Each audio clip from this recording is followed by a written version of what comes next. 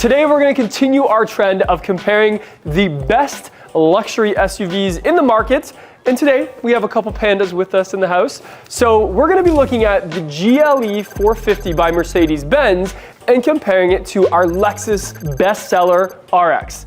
Make sure you stay to the end of the video to see the result. I'm Dustin Mason. Make sure you hit like and subscribe for more Lexus related content.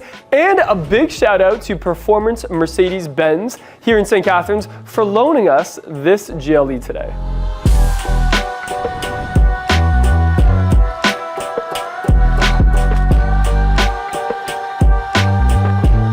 Okay, so getting right into the front end styling of these two Pandas that I have in the showroom today. The GLE has a massive front end. In fact, when I'm standing next to it, I'm about 6'1", and my belt buckle doesn't even cover where the grille stops and that hood starts. But I'm one for a big aggressive front grille. I think that it creates a little bit of road presence, and that's exactly what I see here on the Mercedes. I like that the grille also has the Mercedes emblem sort of in it, hatched all over the place. It has that massive big Mercedes-Benz emblem, which also doubles as some of the sensors and safety features and stuff like that. Underneath, we have this little camera. And when I was parking this car today, I noticed that when I'm steering in a parking lot, the camera moves a little bit. Now that could just be digitally, it could be AI doing it, or it could be that camera, I'm not actually sure.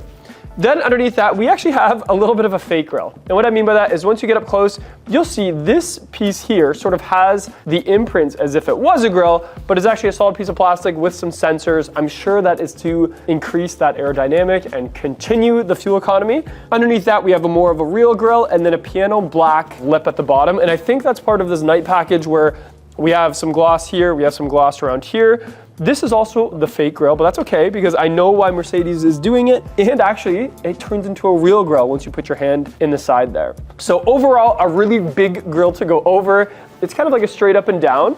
The daytime running lights is at the top of this huge headlight housing. And when it's on, it's sharp, it's bright. There's the LED high performance logo sort of in that housing as well. And you can definitely tell that it's Mercedes. The hood is my favorite part of this whole front end of the GLE. And what I mean by that is when you're driving it, you can see this vision line here. There's a little crease and it's on both sides. And I remember the first time I saw this was on a GLE 63 and I was like, yo, that thing looks so sharp. And that's exactly what this is. There's a little bit of body lines in the center. My LS 460 has that and I absolutely love it. And then we have more of a subtle line sort of to the right. Comparing that to the Lexus. Now the Mercedes is the coupe, the GLE coupe. This one is the RX 350. Yes, your eyes aren't playing tricks on you. They are different whites. So this one being the fact that it's the Sport is like an ultra white, where the one in the Mercedes is more like an off-white or a little bit pearlescent as well. In terms of the bumper, now this is where Lexus is starting to take a left turn, where the grille is actually getting slightly smaller because of this nose piece. And yes, some people in the comment section is gonna be like, oh, I hate the nose piece. I actually don't mind it. What I noticed is it does look like Lexus kind of was doing a design where they're like, do we keep it? Do we get rid of it? Do we keep it? Because it almost looks like an insert, but it's not. I like it for a few reasons. One, it reminds me of that EV design language that's probably coming into market because that grille sort of fades away into these like little divots in the paint. So it's almost like the grille continues and fades away. And then also it gives me a different change up from the NX, where I was worried that the RX and the NX were gonna look too similar. But because of that nose piece, we do have some difference. This is the F-Sport grille, or the newest version of the F-Sport grille. We have that heated Lexus emblem smack dab in the center, which all the sensors and things are in. We have a little camera just underneath that. And then this silver sort of lip at the bottom. All of this grille is real and good for aerodynamics. Same with on the sides. Actually similar to the Mercedes, just the center of the side is a plastic backing. However, the front is still the same material as this grille. So it is interesting that they did that. We got some fogs. The daytime running lights on the Lexus, and this is non-biased, I do like more than the Mercedes. That's just my own personal preference. I like that they're more like a frosted, sharp LED with the triple beam LED headlights. But let's be honest, everybody, all headlights in new luxury cars work great right now, especially if you see ones with multiple elements, which is usually the higher packages. No one can complain about them. They're amazing. And we still have those headlight washers, which I'm always a little fan of. Reminds me of R2-D2 popping up and spraying all the salt and dust and sand and stuff off of that headlight.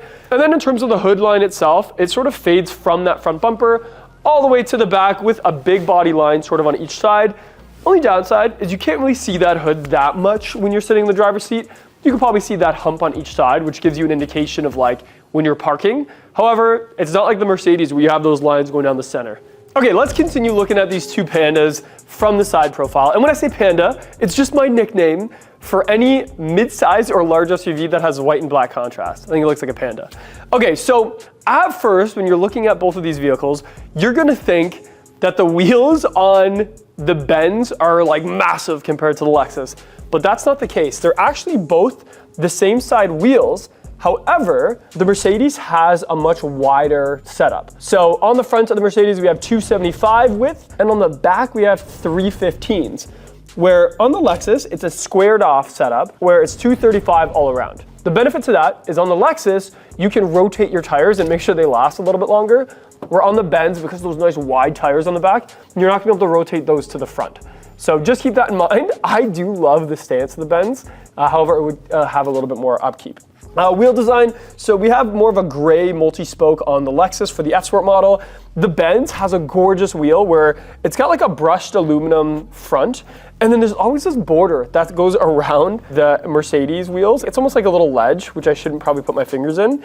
And I just think it's really classy. It does a good job, and they always have a decent sized sidewall, so it should create a pretty smooth ride. Now, in terms of the rest, the GLE is the coupe, meaning it's not a two-door. That's not what coupe means, or coupe means, depending who you are. For the Benz, it's actually just like a fastback. So what you can see is it gets sort of tall in the center and then aggressively slopes down to be like a coupe or like a car. And I think it creates a really sporty design, even if maybe it's sacrificing a little bit of space towards the back. We have blacked out mirrors. The handles aren't blacked out. I noticed they're chrome, which is a little interesting to me because I didn't see any other chrome anywhere else.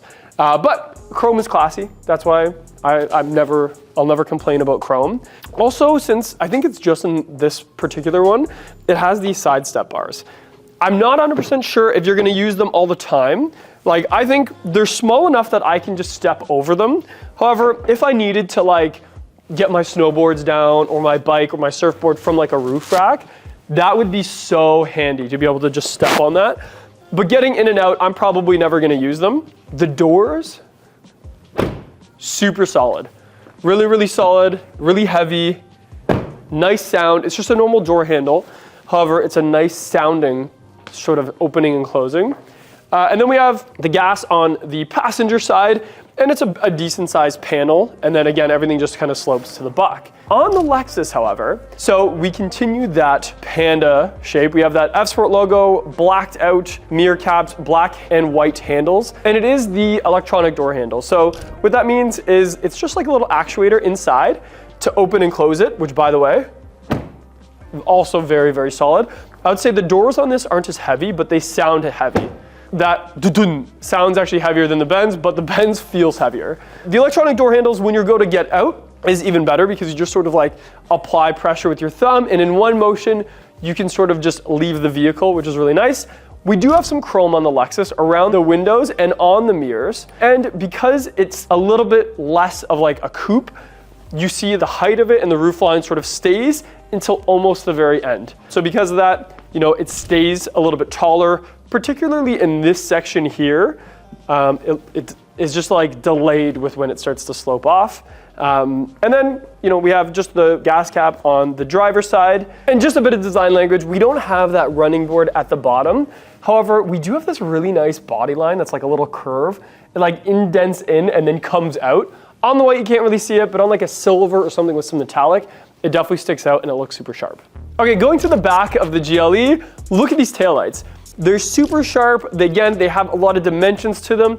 And also I noticed there's like a little bit of a reflection of some of the other character lines sort of just like recessed into that tail.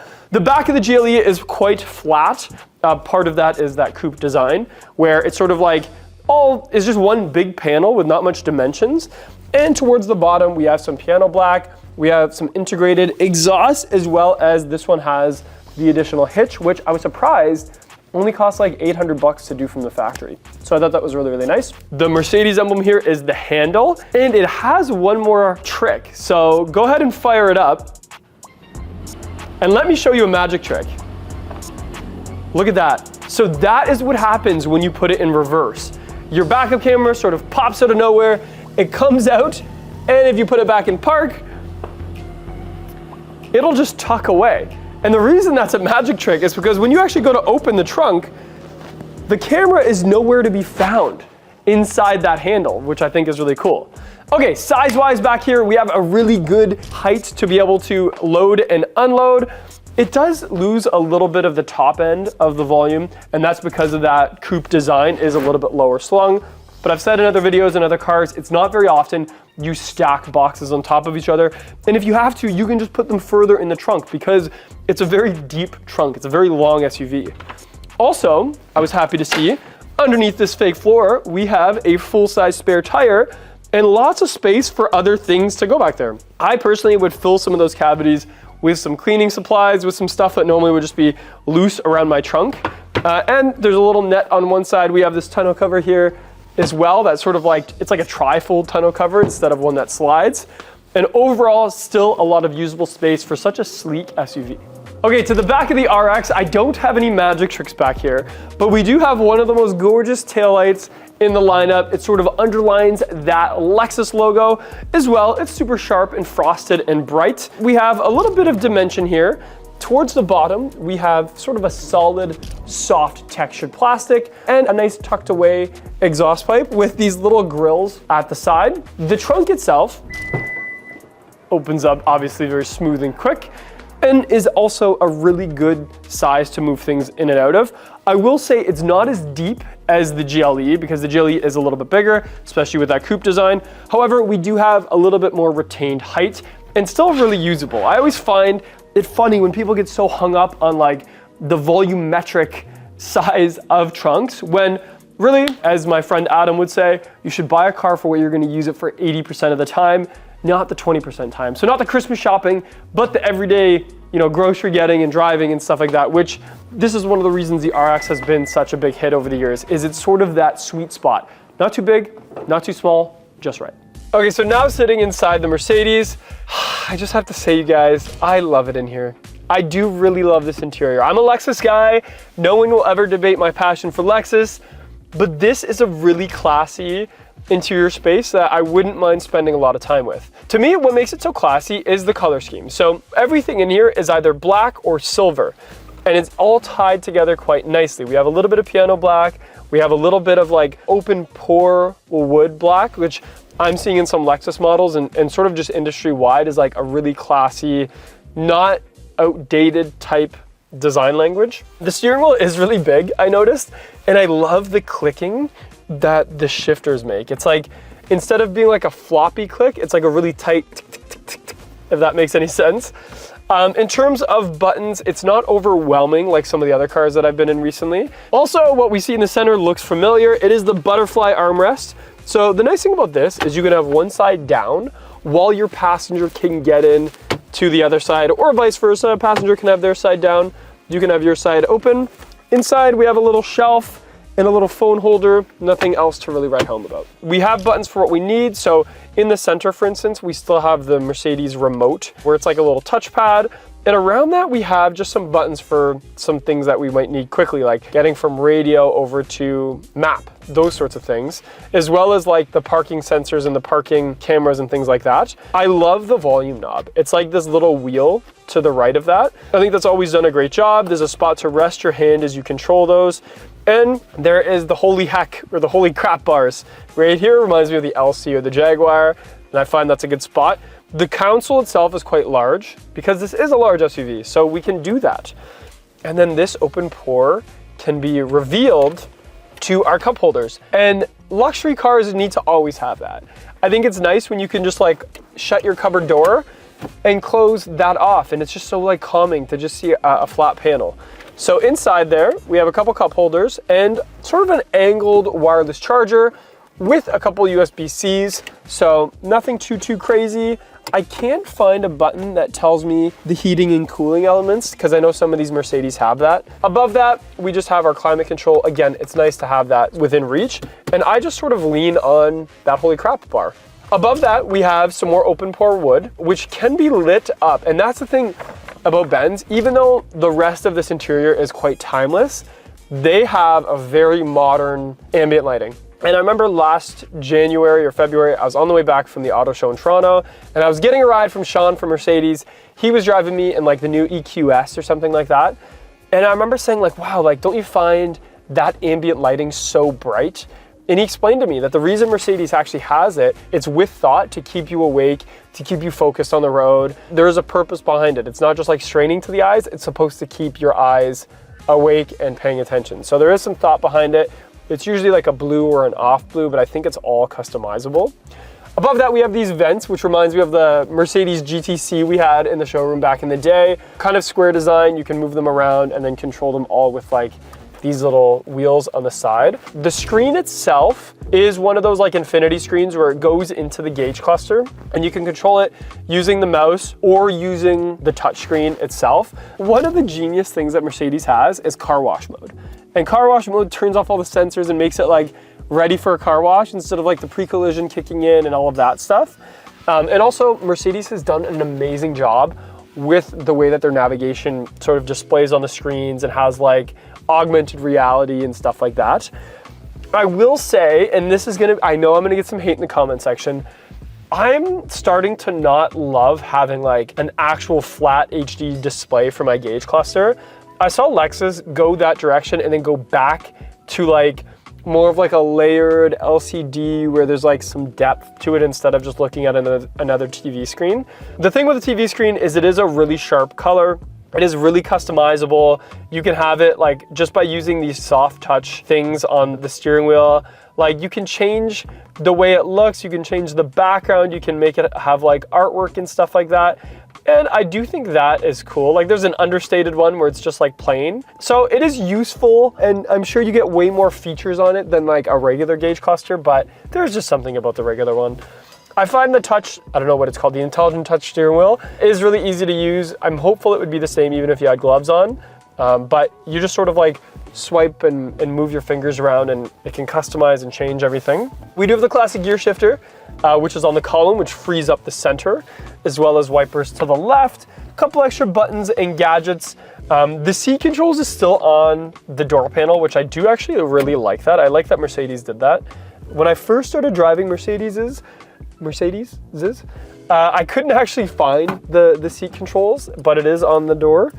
And everything is really high quality. Even the leather has a really nice texture to it. It's almost like, it's definitely like a fake texture, I'm sure, but it is textured nonetheless, and it's really grippy and super comfortable. The seats are big, which is nice in the GLE. And I think overall comfortable, it's classy, and very useful interior. Okay, so sitting in the Lexus RX, I do notice, since this is the F Sport model, the seats do feel a bit smaller than that GLE. And that's the first time I've ever really thought of the RX having small seats, but there's just so much more to those seats in the other one. With that said, it's not uncomfortable, and it is a really high quality seat. We have our ultra suede Alcantara on the side. It's like a red leather in the center. There's some adjustments. It's overall still really comfortable. We do have a nice large center console, just like in the Mercedes. The armrest in the Lexus does open both ways. And inside, nothing fancy, just a big area to be able to fill with whatever you want to. Actually, it's big enough that you could put some like cleaning products in there. And also, since we have some of the higher end tech, like a park assist where you can just press a button and the car can park itself. We have bird's eye view. We have that mirror that when you switch it, it'll actually activate a camera in the back instead of having to actually use the mirror. So both of these cars have some high-end tech features kind of tucked away and hidden, which is nice. Instead of just having like a dashboard full of buttons, it's all sort of like in layers of the multimedia or screens and stuff like that, which creates a little bit more of a classy design than like super high-tech modern. Our gear shifter is the electronic type right in the middle. Our cup holders are exposed but adjustable, and we still have a little shelf opening in the center. I would say, I'm surprised to say this, but the RX has just a little bit more of a modern touch. I find that Mercedes had a little bit more timeless, and this one was a little bit more modern, which usually the RX is the one that I say is the timeless one. Because of that, we have just a little bit of textured grays. Most of it is black or red. In this particular case, we have some layers to the dash. We don't have the mouse pad. We do have a couple buttons. And then the screen that we use is touch. And it is quick to use. The new Lexus multimedia display is an absolute breeze. And then this particular one has some features like driver monitoring, where there's a sensor watching your face to make sure you don't, fall asleep. And because of that system, we have things like traffic jam assist. If you get into a traffic jam, what the car can do is actually take over the driving and let you relax for a few minutes as long as you keep your eyes on the road. The gauge cluster is that LCD layered design that I mentioned, where there's some depth to every shape that you can't quite get from just a flat screen. And I find it to be less stressful to the eyes, but again, it's definitely to each their own. I'm not gonna say it's better or worse. Heated and cooled seats, heated steering wheel, some more ultra suede on the door. And space-wise, feels very similar to that GLE, with the exception of the seats feeling a bit smaller. But again, to each their own. Okay, so sitting in the back of the GLE, I did notice shutting the door is so solid and heavy, and I love that. Back here, I mean, I have enough space. You could definitely start to feel the coupe design because it is sloping back. But even with that said, like, I'm not uncomfortable by any means. My head is sort of touching the headliner, but most cars I do anyway in the back seat. The seats are comfortable, but they don't recline. I could not find a recline anywhere. So the way they are is the way they are. You can't really adjust that. We do have an armrest we can bring down, and that adds a bit of comfort. It's got some cup holders there, and this can also be a pass-through for the trunk, which is nice. Then we have some USB-Cs, a little bit of a map pocket. There is a big sunroof, panel roof, but it sort of stops just before your head. So it still brings in a little bit of light back here. Overall comfortable for like a sport midsize SUV. Okay, so getting into the backseat of the RX, surprisingly, we have more amenities back here than the GLE. And why I say surprisingly is the GLE actually has a higher price point. One of the first things I noticed is actually the sunroof. And this is something that no brochure could tell me, but the sunroof on the Lexus actually comes back further than on the Mercedes. And that's because there is a little support beam in the center, but because of that, it comes back all the way to where it's actually above me, which is kind of nice. Space-wise, I mean, my head isn't touching. It was barely touching in the GLE, but because of that coupe design, it was there. And with the Lexus, I can actually recline these seats a little bit, which is also really nice. So the GLE, you couldn't do that, but on this one, there is a little lever. Oh, it's power on this one. So this one has a little bit of a power recline, so you can kind of just fall back asleep and be, very comfortable. And speaking of being comfortable, we also have heated and cooled seats back here with an armrest that comes down. And in the armrest, we have some storage and we have some cup holders, which is quite nice. And being back here, there is no shortcuts on materials. So even these seats are lined with that Alcantara Ultra Suede. We have some USB-C plugins. We still have the electronic door handle back here. And overall, just a little bit more comfort for that backseat passenger. Okay, so which Panda is right for you? Well, they both definitely have some different things going for them.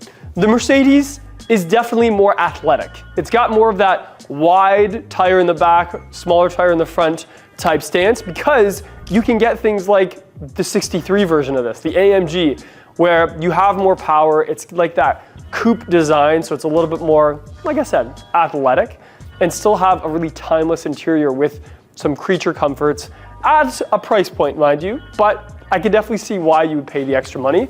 On the Lexus side, we have a little bit more usable space in that back seat, a little bit more amenities in the back seat, like a seat that can recline with, ample headrest, and a little bit more modern take on that front area. I would probably consider the GLE 450 closer to the RX 500, which is like the high performance hybrid version of the RX. And even though the 450 is just a mild hybrid, it still puts out some really good power numbers and good fuel efficiency. And I could definitely see the attraction with that front end being so bold and aggressive, especially on the road presence. So let me know in the comments below which one you would rather have, the RX or the GLE, and let me know if there's any other Mercedes that I should perhaps be comparing to the Lexus lineup. And remember, I do try to reply to all my Instagram DMs and most of our comments on the YouTube channel. I'm Dustin Mason from Performance Lexus in St. Catharines. Big shout out to Sean at Performance Mercedes for letting me use this GLE, I'm sure there'll be more collaborations coming soon.